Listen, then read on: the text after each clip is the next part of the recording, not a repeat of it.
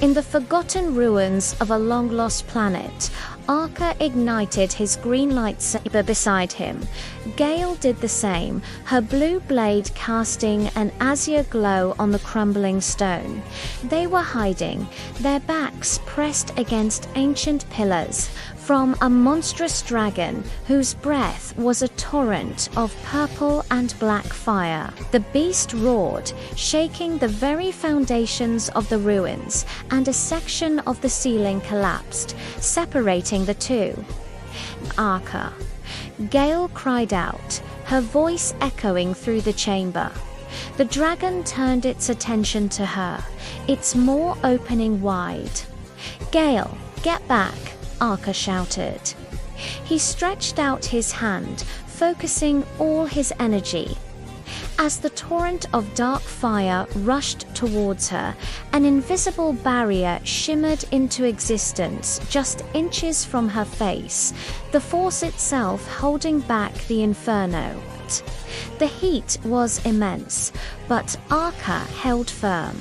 "Go now," he yelled. Straining, Gale didn't hesitate. She sprinted across the gap, the dragon's fire parting around her like a river around a stone. She reached Arca's side, and he let the barrier drop, panting from the effort. "Look," Gale said, pointing towards a narrow, dark passage on the far side of the chamber. "Up there. That has to be our only way out." Arca followed her gaze. The pathway was treacherous, high above the ground, but it was their only chance. "You're right," he agreed. "But how do we get past that thing?" The dragon had spotted them again, its reptilian eyes filled with malice. "I'll create a distraction," Gale stated, her grip tightening on her lightsaber. "No, Gale, it's too dangerous," Arca protested, grabbing her arm. She turned to him, a determined look on her face. "I'll be right behind you, I promise." Before Arca could argue further, she was gone.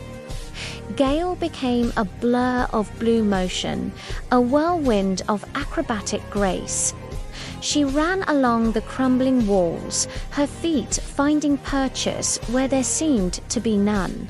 She leaped from pillar to pillar, her blue lightsaber a beacon in the gloom, drawing the dragon's fiery gaze. The beast roared in frustration, blasting streams of purple and black flame that she deftly dodged. "Arca, go now," she yelled. Seeing his chance, Arca scrambled towards the high pathway, his heart pounding in his chest. He reached the entrance and turned back, his eyes wide with fear for his friend. "Gale, come on," he begged. With the dragon fully distracted, Gale made her move.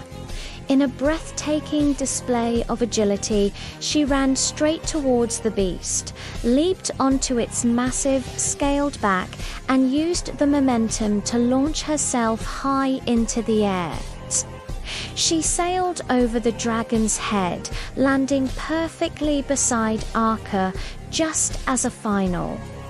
Desperate blast of fire erupted towards them.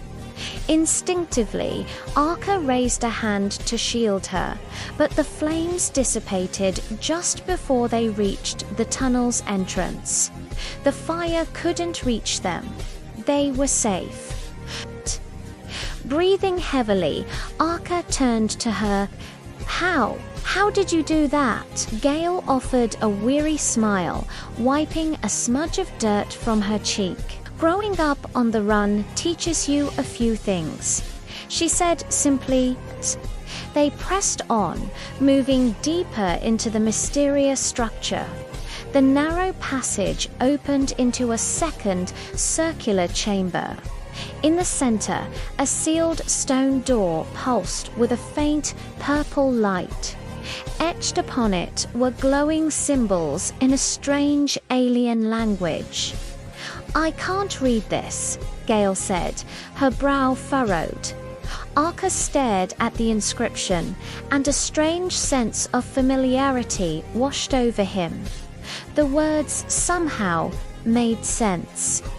"I can," he murmured, more to himself than to her. He was puzzled. He'd never seen this language before. He read the riddle aloud. It spoke of a binding energy, a life force, an ally, both seen and unseen. The answer was simple, yet profound. "The force," Arka whispered, as the words left his lips.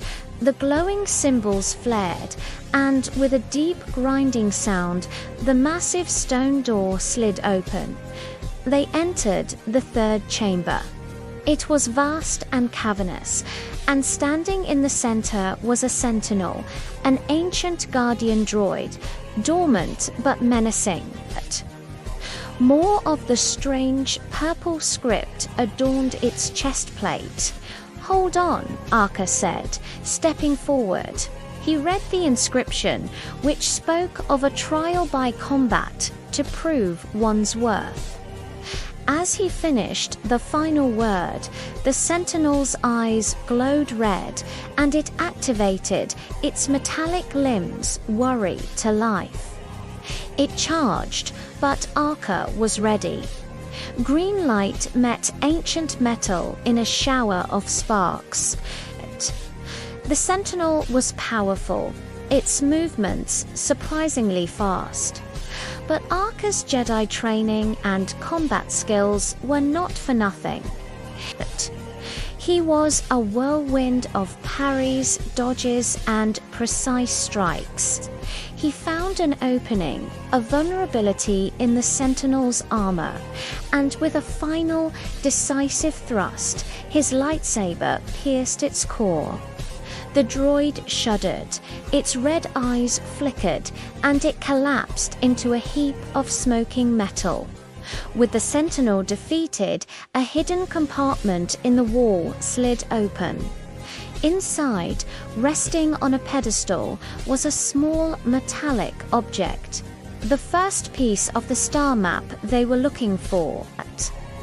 As Arka picked it up, the data pad they carried beeped, its screen displaying updated coordinates.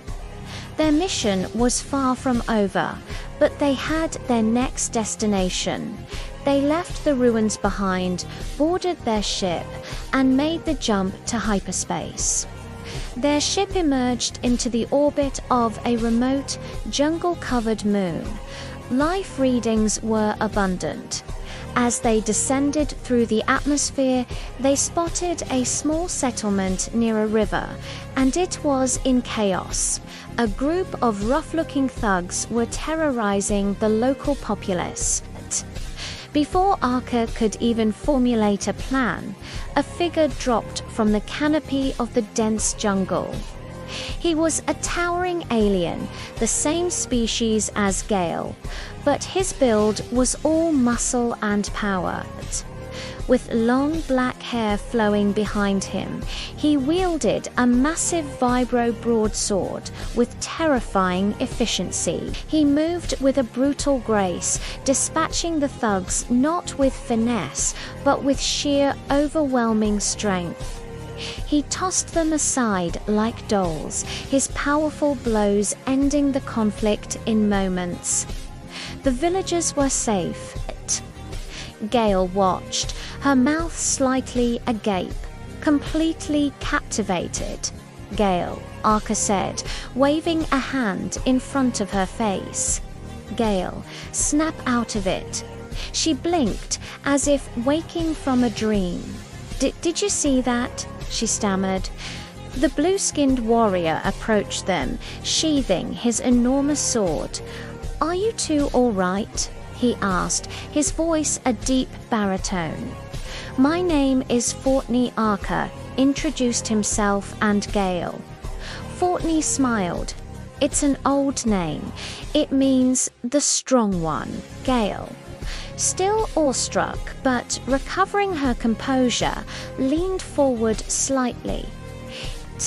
"Yeah, you are," she said with a flirtatious smile and tone. Fortney just nodded, seemingly oblivious, or perhaps just not having heard her over the noise of the jungle. "I must leave," he announced, his tone shifting to one of urgency. "I am gathering my fleets.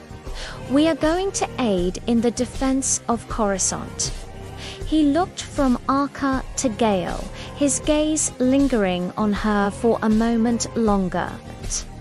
"I hope our paths cross again," he said, before turning and disappearing back into the jungle. Arca turned to Gale.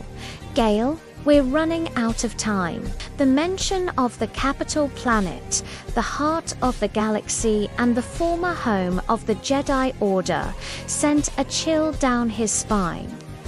If Fortney fights Kira, he will crush her. Gale, watching Fortney walking away, replies with admiration in her tone. "He can crush me with those big arms any day." The stakes were higher than they had ever imagined. Far across the galaxy, on board a fleet of Allied warships, other Jedi, hidden and in exile, felt the same shift in the Force even before their decision to return was made. A call had been answered. A convergence was beginning. They were all heading towards the capital. Reinforcements were drawing near. Thanks for watching, and if you enjoyed this story, make sure to like and subscribe so you don't miss the next episode.